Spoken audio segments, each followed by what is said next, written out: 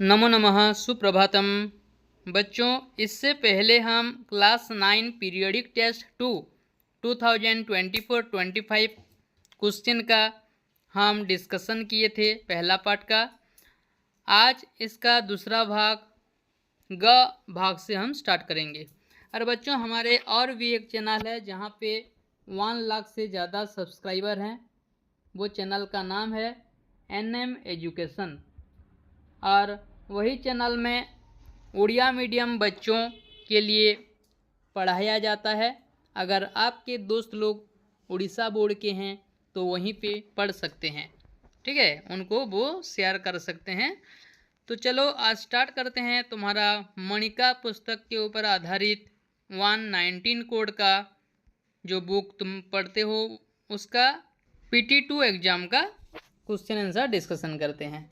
Okay, देखो, खंड ग अनुप्रयुक्त व्याकरणम निर्देशानुसारम उत्तरम लिखत। निर्देश के अनुसार उत्तर लिखिए। उपनेत्रे अस्य पदस्य कः वर्णः नासिक्यः अस्ति। यहाँ पे कौन सा वर्ण नासिका से उच्चारित होता है? तो कौन सा होगा? न। न्यम वर्णनम नासिका च, एक सूत्र है, न्यम वर्ण और न, ठीक है। तो यहाँ पे ने है, तो ने का मूल वर्ण है न, तो न नासिक्य वर्ण है, नासिका से उच्चारित होता है। रि वर्णस्य उच्चारण स्थानानि किम अस्ति। रि वर्ण का उच्चारण स्थान क्या है? ऋतु रसाणांग मूर्धा सूत्र है, ठीक है। तो रि ये मूर्धा है, इसका उच्चारण स्थान मूर्धा। च वर्गस्य उच्चारण स्थानम किम। इचु यसानम तालु, ई दीर्घ ई। उसके बाद चू मतलब होता है च छ ज झ न्य। उसके बाद य और तालव्य स, इन वर्णों का उच्चारण स्थान होता है तालु। तो च भी उसमें आ रहा है, तो इसका उच्चारण स्थान क्या होगा? तालु। आ वर्णस्य उच्चारण स्थानम किम। अकुह विसर्जनीयानाम कंठः सूत्र है। तो अ मतलब अ और आ दोनों को समझाएगा। तो अकुह, कु मतलब क ख ग घ ङ। उसके बाद ह, इन वर्णों का उच्चारण स्थान कंठ होता है, तो इनमें से आ आता है, तो इसका उच्चारण स्थान क्या होगा? कंठ। स इति वर्णस्य उच्चारण स्थानम किम। लृत लसानम दंतः। लृ तु मतलब होता है त थ द ध न। उसके बाद ल, उसके बाद दंत्य स, ठीक है। तो ये वाला स, इसका उच्चारण स्थान क्या है? दंत्य। इसे दंत्य स इसीलिए कहते हैं क्योंकि उसका उच्चारण स्थान दंत्य से होता है। Okay, next 6 number. रेखांकित पदेषु संधिम संधिच्छेदम व कुरुत। 4 ठो करना है। अत्रांतरे क्या होगा? अत्र प्लस अंतरे अत्रांतरे। उसके बाद स वृक्ष प्लस उपविष्ट से वृक्ष प्लस उपविष्ट वृक्षोपविष्ट। तदेतेषाम, तत् प्लस एतेषाम। यहाँ पे द है, लेकिन हम जब संधि करेंगे ना ऐसा तत् होगा, तत् प्लस एतेषाम। ओके, तो ये यहाँ पे मतलब त के बाद स्वरवर्ण है, इसीलिए इसका द हो जाता है। ओके, नेक्स्ट विप्रः प्लस अपि विप्रोपि, ठीक है, खंडकार लगेगा विप्रोपि, ऐसा खंडकार लगेगा। उसके बाद काष्ठाद अग्नि, काष्ठात प्लस अग्नि। देखो बच्चों, ऐसा संधि ज़्यादातर तुम्हारे एग्जाम में आता है। यहाँ पे द है तो बच्चे लिख देंगे काष्ठात, ठीक है, बच्चे लिख देंगे क्या? काष्ठात, द लिख देंगे, लेकिन यहाँ पे त होगा, ठीक है। काष्ठात प्लस अग्नि ही, ठीक है, काष्ठात प्लस अग्नि ही, ऐसा लिखना है। उसके बाद उपपद विभक्त्यानुसारम कोष्ठके प्रदत्त शब्दस्य उचितरूपेण रिक्तस्थानानि पूरयेत। उपपद विभक्ति के अनुसार कोष्ठक में ये जो शब्द दिया गया है ना, उनमें से चुनकर यहाँ भरेंगे। डैश निकषा कृष्ण सर्पहासी। निकषा मतलब निकट होता है, निकषा जुगे द्वितीय विभक्ति होता है। तो इनमें से द्वितीय विभक्ति का कोई है क्या? बालम, बालम निकषा होगा। डैश समम रिपुः नास्ति। सह साकम सार्धम समम जुगे तृतीया विभक्ति होता है। तो इधर समम है, समम जुगे तृतीया होता है, तो इनमें से कौन सा होगा? शोकेन, शोकेन समम रिपुः नास्ति, शोक समान शत्रु नहीं है। अलम डैश, अलम जो कि तृतीया भी होता है, चतुर्थी भी होता है। अलम निषेध अर्थ में, किसी को कुछ मना किया जाता है तो उस अर्थ में अलम का प्रयोग होता है। या मुझे और जीना नहीं है, ऐसा नहीं, निषेध अर्थ में, ठीक है, उसमें तृतीया विभक्ति होता है। तो अलम डैश, अलम जीवितेन, ये जीवन जीने का मेरा इच्छा नहीं है, निषेध अर्थ में समझा रहा है, इसीलिए क्या होगा, जीवितेन। लेकिन समर्थ अर्थ में चतुर्थी विभक्ति होता है, जैसे भीमः दुस्साहसनाय अलम, भीम दुस्शासन के लिए समर्थ है, मतलब भीम और दुस्शासन लड़ाई करेंगे तो सही रहेगा, मतलब दोनों बराबर हैं, ऐसे जगह में चतुर्थी विभक्ति होता है अलम योगी। भीमः दुस्शासनाय अलम, दुस्शासन के लिए समर्थ है। ओके, नेक्स्ट डैश नमः, नमः जो कि चतुर्थी विभक्ति होता है बच्चों। नमः डैश नमः क्या होगा, गणेशाय नमः, ये वाला होगा, शिवाय नमः। ओके, ऐसा जिसको भी नमस्कार किया जाता है वहाँ पे चतुर्थी विभक्ति होता है, जिसको नमस्कार किया जाता है। डैश ऊपरी विष्ठाम उदसृज, ऊपरी जो कि षष्ठी विभक्ति होता है, तो मुनि शब्द का षष्ठी विभक्ति क्या होता है, मुनः, मुनः ऊपरी विष्ठाम उदसृजत, मुनि के ऊपर वो छोड़ दिया, क्या छोड़ दिया जानते हो तुम लोग। अधोलिखित वाक्येषु विकल्पेभ्यः उचितं शब्दरूपं चित्वा रिक्तस्थानानि पूरयत, नीचे दिए गए वाक्यों में से ये जो विकल्प ऑप्शन दिया गया है वहीं से भरेंगे। डैश दुकुलैहि परितुष्टः असि, असि है, ठीक है, अगर सी होता है तो त्वम होता है, त्वम। अस्ति स्तः सन्ति, असि स्थः स्थ, तो मध्यम पुरुष एक वचन असि है तो यहाँ पे त्वम होगा, त्वम असि। डैश अरण्य उपविष्टः अस्ति, क्रिया देखो प्रथम पुरुष एक वचन में है, अस्ति स्तः सन्ति, तो कर्ता भी वैसा ही होगा, ठीक है। तो सह तो होते सह होगा, लेकिन सह तो इधर नहीं है, सह के बदले में कौन कौन हो सकता है, प्रतापः, ठीक है, प्रतापः अरण्य उपविष्टः अस्ति।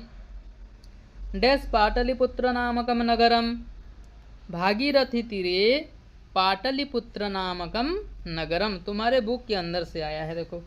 डैश लोचनम शास्त्रम, सर्वस्य लोचनम शास्त्रम, वृक्षस्य ऊपरे डैश आसीत, वृक्षस्य ऊपरी बला का आसीत, वो बगुला था पेड़ के ऊपर, ठीक है।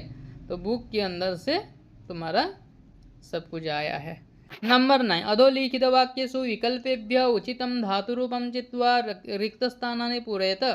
त्वं निरहंकारः, त्वं होने से सी होता है, सी वाला कौन सा है देखो, भविष्यसि।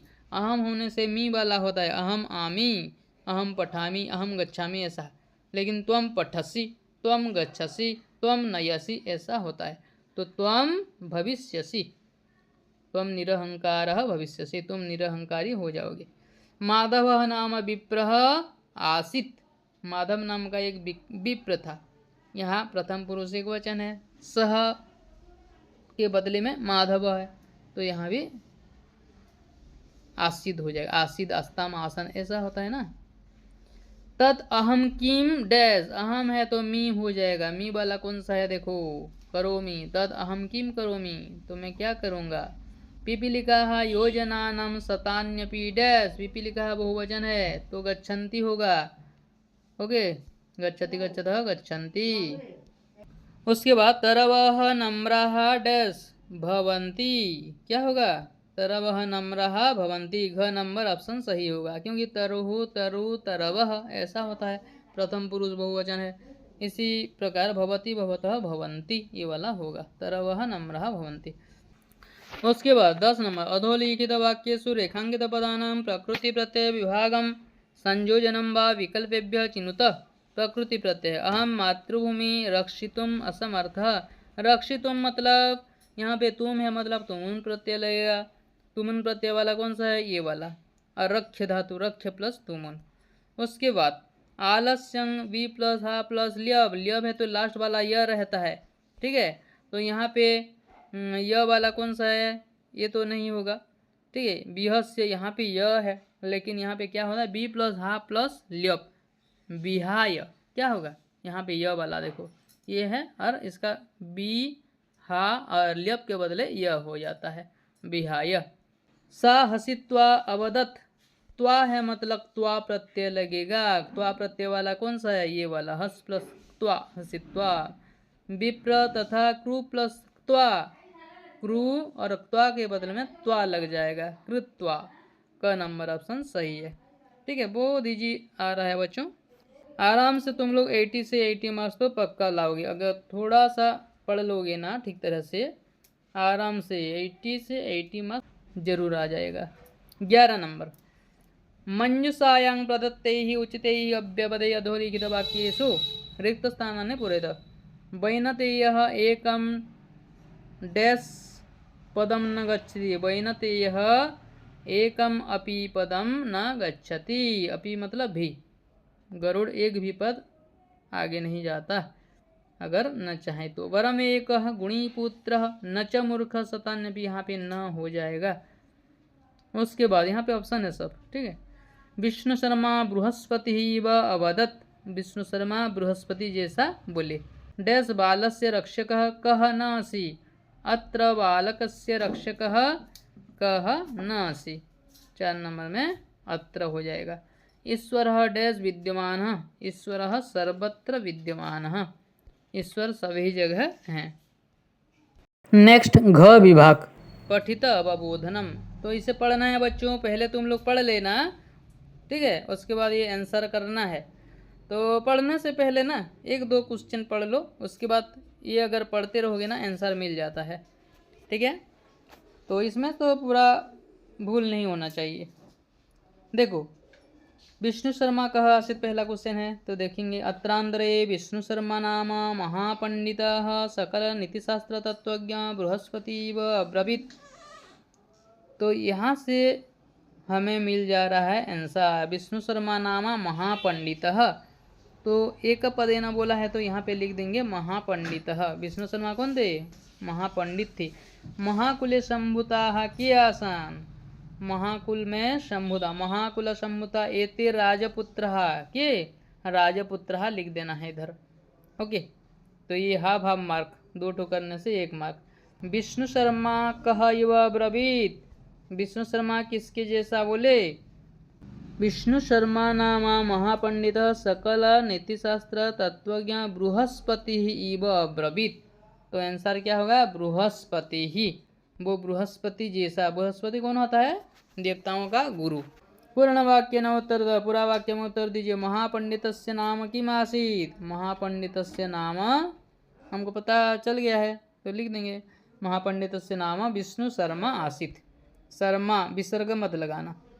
उसके बाद ख नंबर, विष्णु शर्मा कति मासाभ्यंतर राजपुत्रान नीति शास्त्राभिज्ञान करिष्यति, विष्णु शर्मा कितने महीना में राजपुत्रों को नीति शास्त्र से वो ज्ञानी कर देंगे, कितने माह के अंदर, देखेंगे इधर।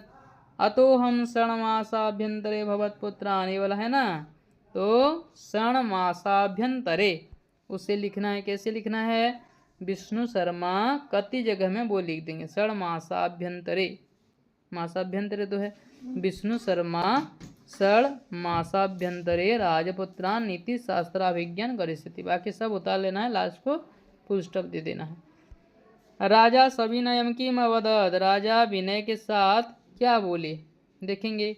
राजा सविनयम पुनरवदत कोत्र संदेह, तो हमें जितना आंसर है वो उसमें जोड़ देना है। राजा सविनयम अवदत कोत्र संदेह, इसमें संदेह का क्या बात है।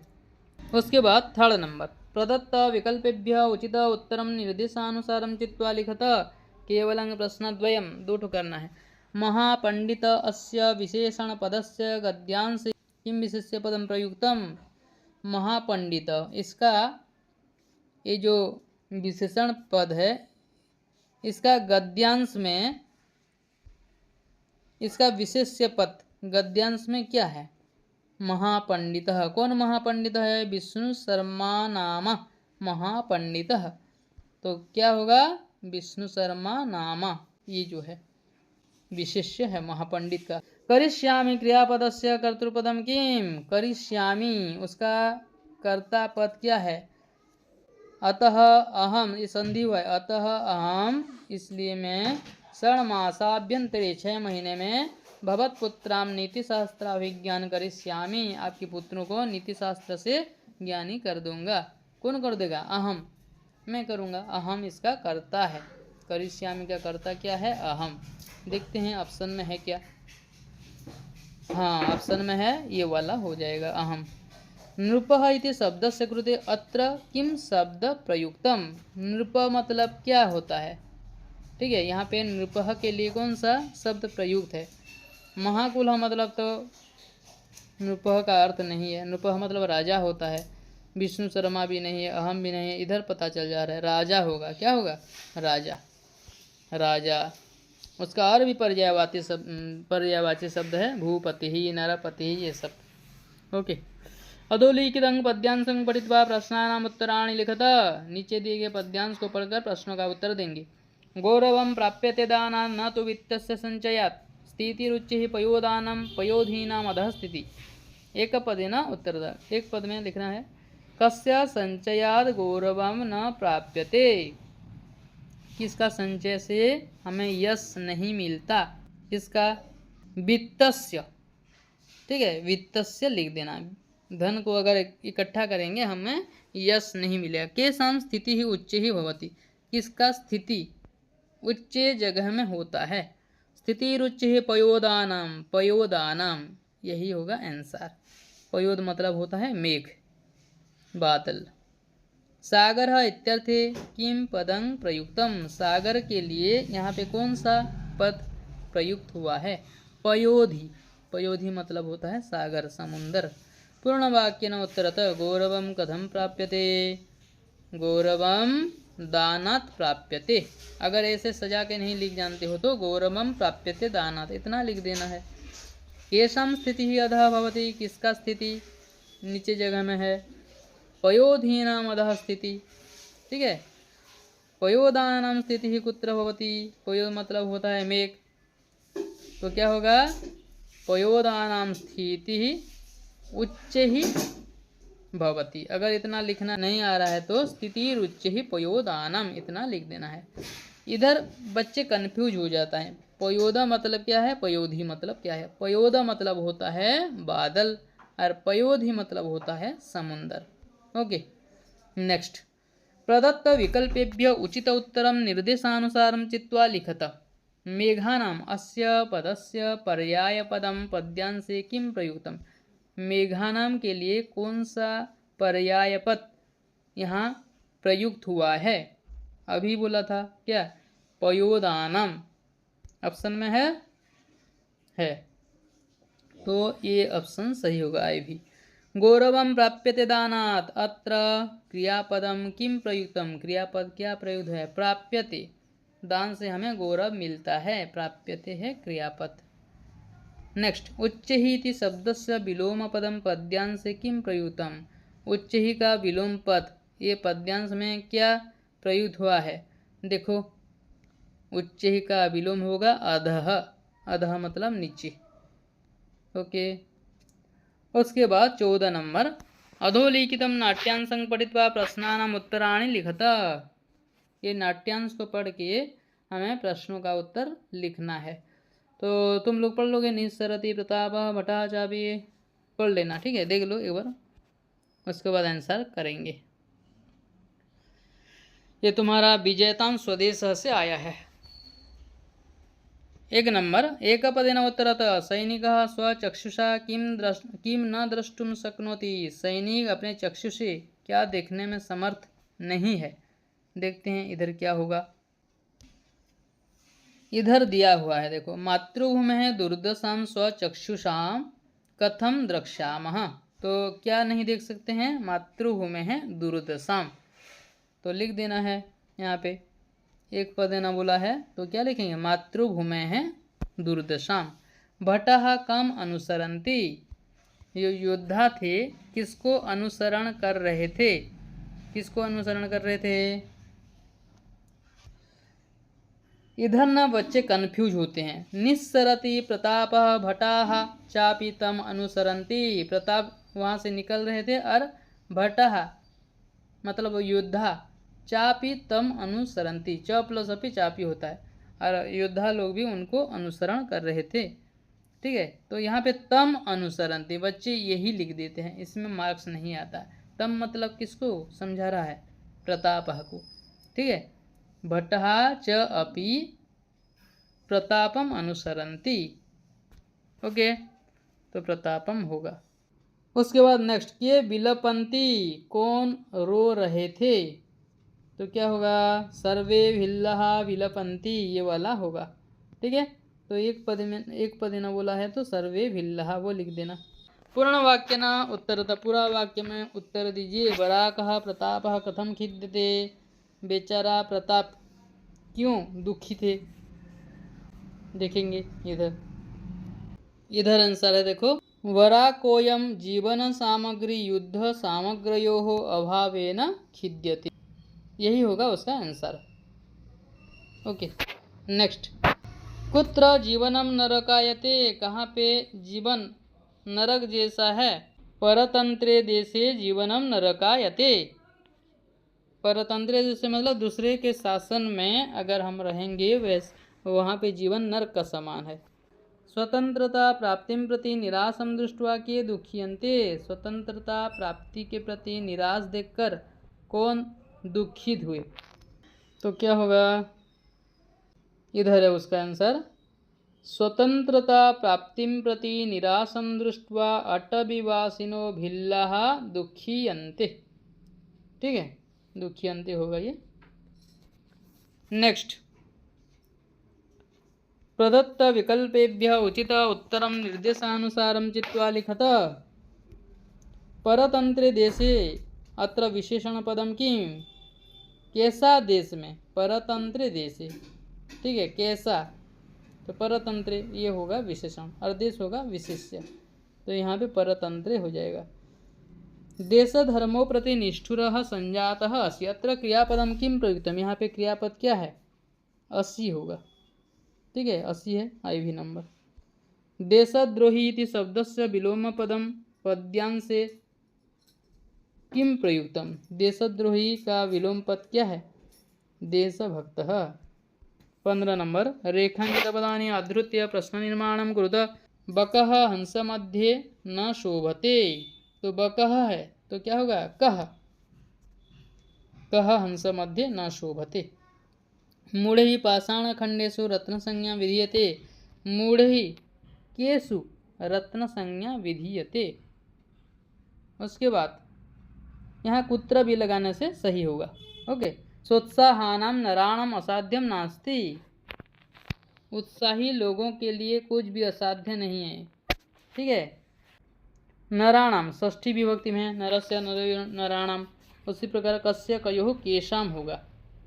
ओके, परतंत्रे देशे जीवनम नरकायते। कैसे देश में जीवन नरक का समान है? कीदृशे देशे, कीदृशे होगा। स्वबाल अपत्यस्य रक्षार्थम, अपत्यस्य षष्ठी एक वचन है तो क्या होगा? कस्य। महातपा नाम वनवासी मुनि आसीद, महातपा नाम का वनवासी मुनि थे। किस नाम से? किम नाम, नाम शब्द भी नपुंसक लिंग तो किम नाम होगा, तो यहाँ पे क्या लिखोगे? किम। किम नाम वनवासी मुनि आसीत्। उसके बाद मंजुषातः पदानि चित्वा अधोलिखितस्य श्लोकस्य अन्वयं पूरयतः।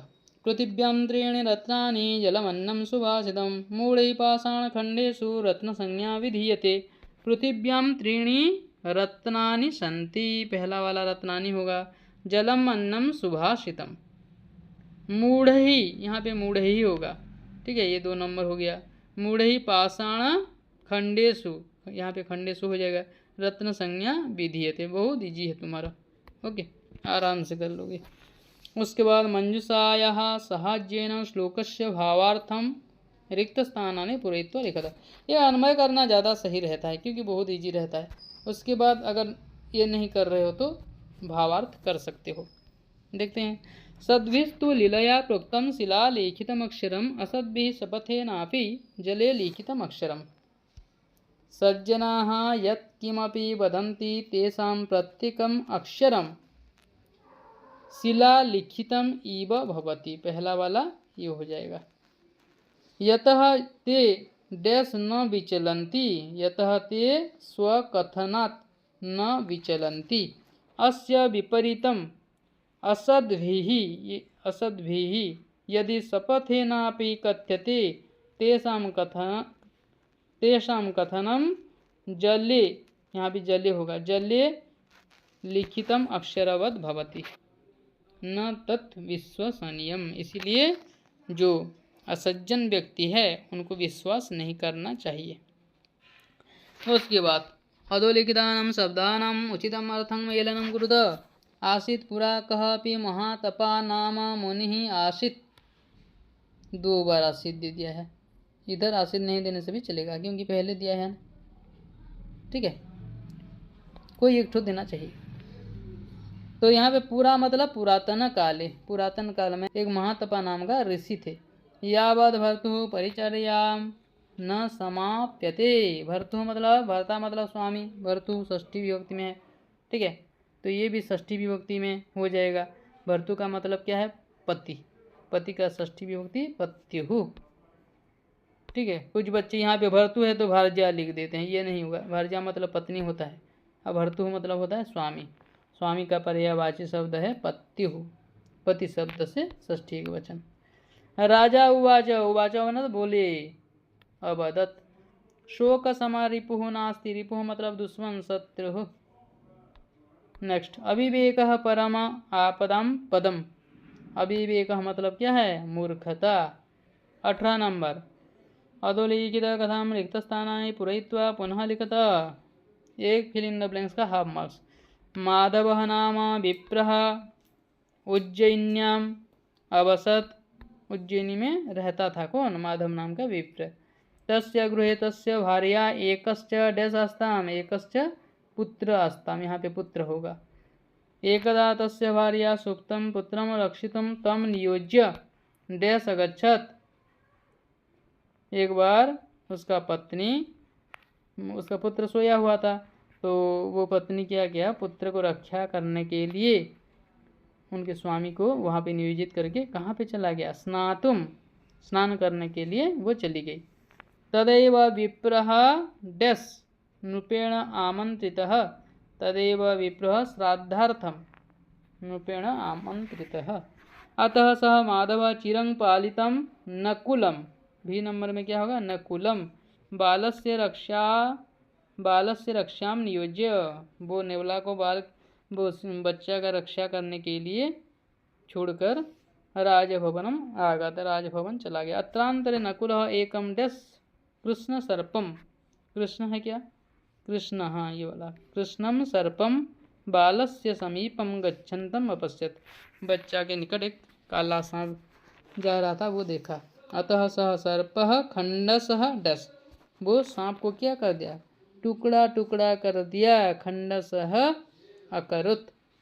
पश्चात विप्रः आगतम दृष्ट्वा, यहाँ पे दृष्ट्वा होगा। उसके बाद विप्रः आगतम दृष्ट्वा, ब्राह्मण को आते हुए देखकर नकुल तस्य चरणयोः अलुठत, वो नकुल उसके चरण में लौटने लगा, ठीक है। तो यहाँ पे हो गया लास्ट में क्या? दृष्ट्वा। तो बच्चों ये था तुम्हारा हाफ ईयरली PT2 एग्ज़ाम का क्वेश्चन आंसर। अगर आप लोग इस चैनल में नए हैं तो आप लोग हमारे चैनल को सब्सक्राइब कर सकते हैं। और हमारा जो उड़ीसा बोर्ड का एक चैनल है NM एजुकेशन, जहाँ पे 1 लाख से ज़्यादा सब्सक्राइबर है। तुम्हारे फ्रेंड्स लोग अगर उड़ीसा बोर्ड में पढ़ते हैं उनको वो भी वीडियो शेयर कर सकते हो। Okay, thank you for watching.